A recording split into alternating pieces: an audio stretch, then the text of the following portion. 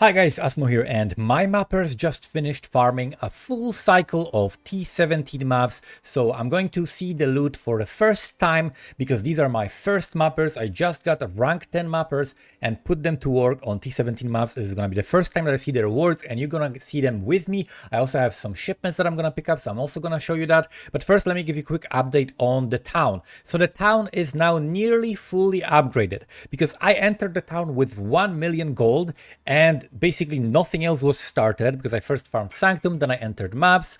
Someone wants to buy my things. I'm gonna just put this quickly on D&D, and we're not gonna sell them now to not interrupt the video.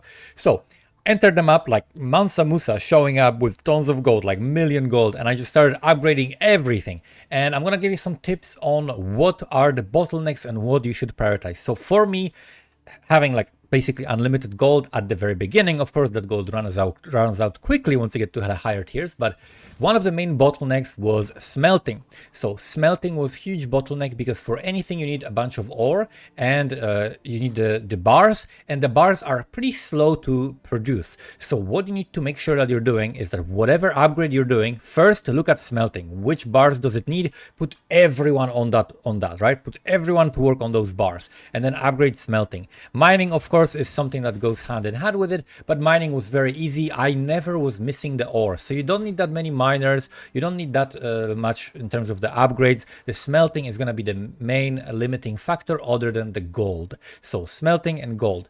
Mapping, leave for last. Another thing that's going to limit you is going to be the dust. So dust is going to be super limiting, so do not build the mapping device. Right now you can see I have it fully upgraded, right? So the farming I have fully upgraded to max level, rank 11. Mining, rank 11. Map devices, rank 11. Shipping, rank 11. Then we have smelting, rank 11 as well, and then disenchanting, rank 11. So everything that's necessary I've upgraded to max rank. But this will cost dust, and also recombinating, which I didn't upgrade fully yet, also cost dust. The problem with that is that you are going to be making much more dust if you're disenchanting unique items, because as you can see, 35,000 dust for this, right? 18,000 dust, 15,000 dust. This is something that you can just pick up, and the strategy I'm using to farm gold produces fuck ton of uniques. So you're gonna have unlimited uniques. I have like 2 quad tabs full of uniques to disenchant. So you need to make sure that you're upgrading your disenchanters first, and that's the only thing you're spending your dust on, other than like boosting shipments a little bit, but that doesn't cost that much. Do not build the maps, do not build this until you upgrade fully, because it's literally the last upgrade that allows you to disenchant the unique.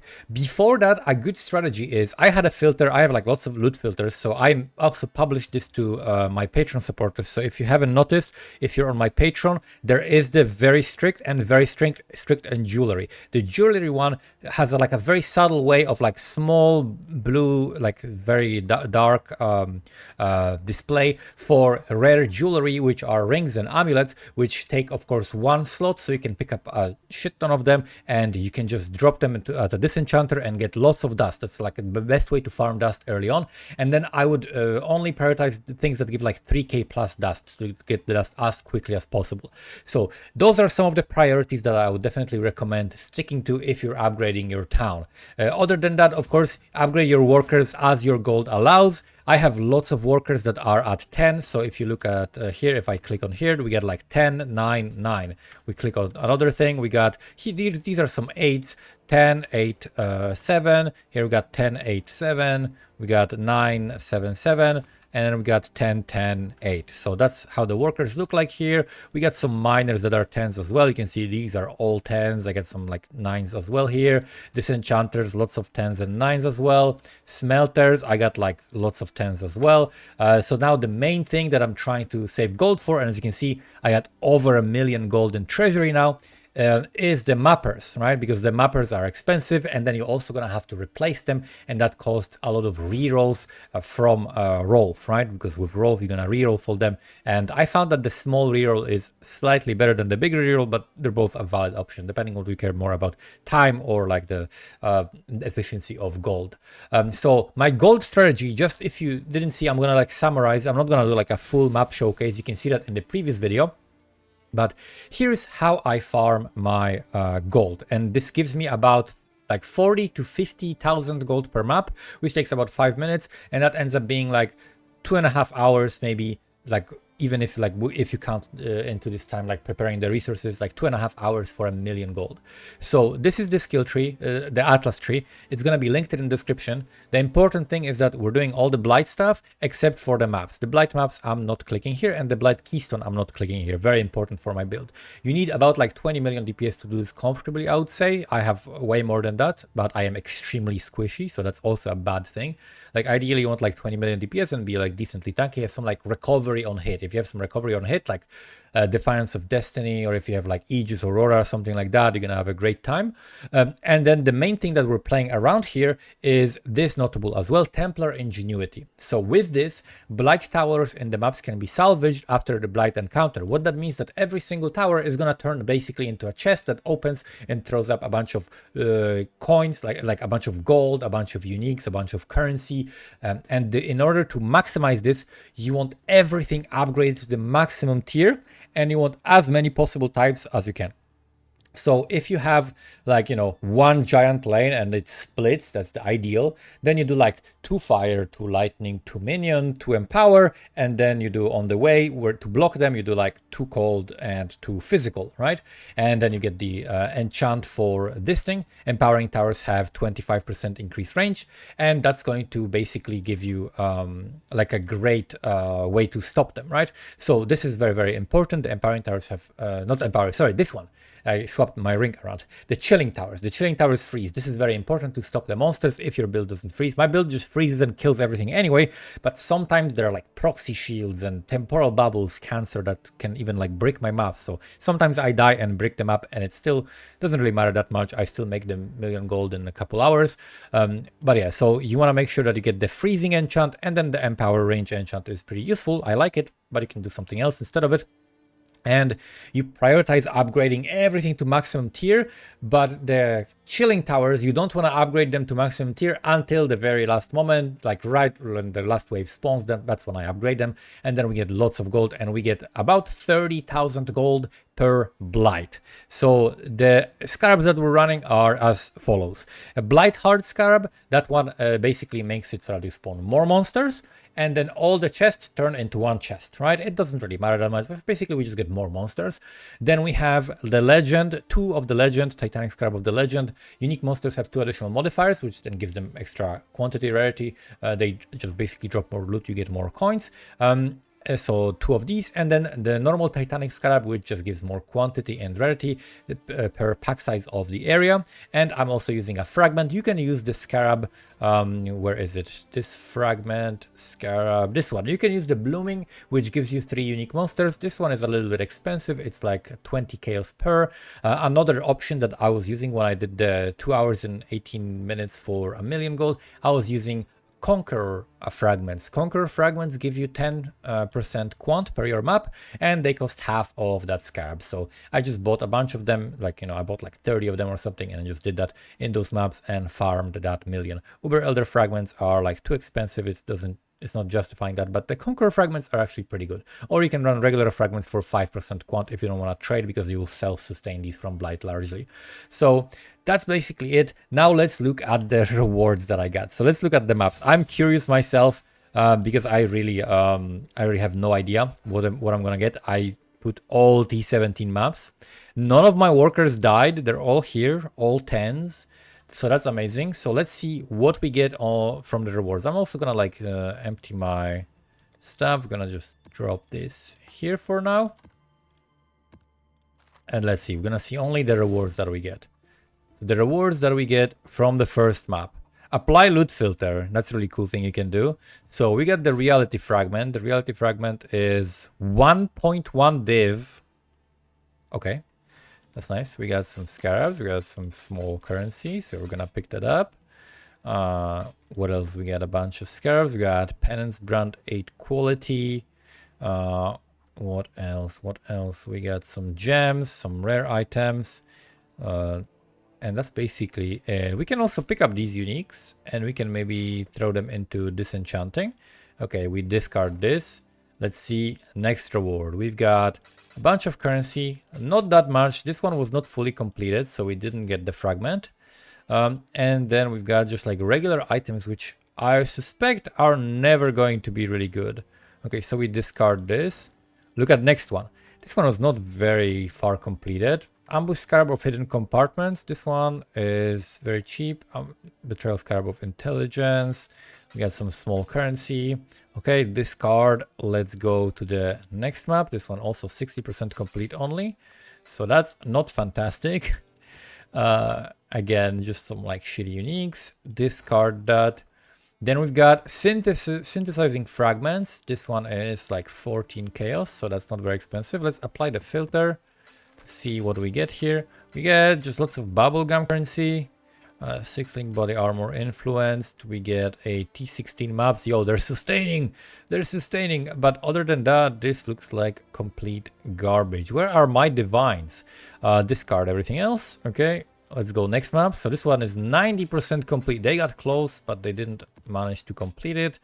We got some shitty jewel, a T16 map, galvanic field. Okay, discard all of this. Let's drop my loot. This is so far not impressing me. I mean, this costs a divine, so that pays for like what, 3 or 4 maps or something like that. So overall, this is so far paying for itself, but it is not fantastic. But it is paying for itself so far. So I mean, can't complain if it pays for itself, and then eventually we're gonna get something lucky, right? Let's put some stuff to disenchant. All right. More rewards. 100% complete. Another reality fragment. One. Okay, that pays for more maps, right? That pays for another. How much is divine? Like 150. So that pays for like 3-4 maps.